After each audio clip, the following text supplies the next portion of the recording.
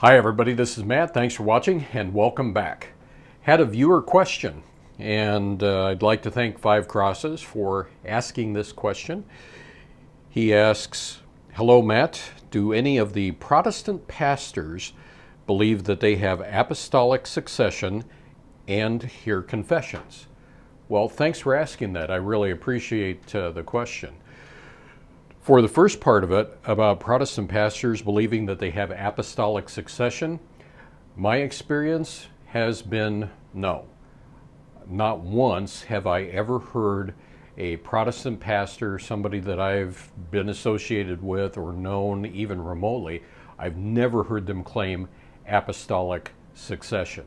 That's something that really isn't in the vocabulary of a normal Protestant. Now, I have heard some Protestant preachers call themselves apostle, call themselves bishop, and things like that. If they are in a church that has a system where they actually name people bishops and they provide them with a title like that, that's one thing.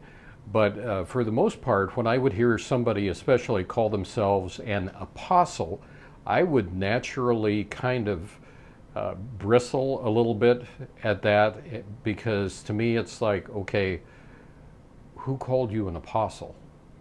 I never felt comfortable with that whatsoever. I've heard that. But even with these people, I've never heard them ever once say that they had any kind of apostolic succession. The other thing is in Protestant churches, records really aren't kept all that well. Not in comparison with the Catholic Church. Anything that you do in the Catholic Church is written down somewhere. So if I'm a lector or anything else, for one Mass, there's a record that at 10 o'clock on a Sunday morning, I was the lector at this particular Mass. You don't have that in Protestant churches. So no, I've never heard that. As far as hearing confessions, that's another really, really good one. Now, as far as a pastor or somebody like that hearing a confession in the same way that Catholics give confessions, not really, because a Protestant pastor, nobody that I've known of, has ever even tried or suggested to give absolution, and that's because as a Protestant, we didn't believe in it. We believed that we were granted absolution automatically from the Lord the moment that we said, I'm sorry for my sins. Now, we would have people come to us and talk to us about a sin problem that they had, but it wasn't like writing down a list of sins to confess. Nothing like that whatsoever. Usually when somebody came to talk to us about something like that, it was more from getting advice. This is a problem I have. How do I get over it?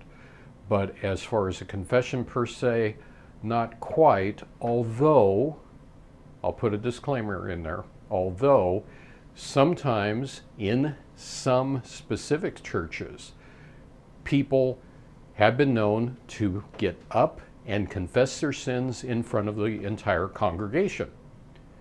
And I've also known of people that they would basically get in front of a group of men, usually a group of deacons in a church, and confess their sins there. But as far as absolution, as far as regular types of confession, no, not in that sense of the word. So anyway, I hope this helps.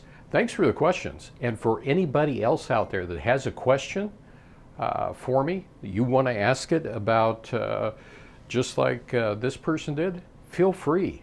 That's why I'm here. So put any questions that you have for me in the comments below on this video, and I love having a back and forth conversation. So, let's share knowledge and let's all grow in the faith.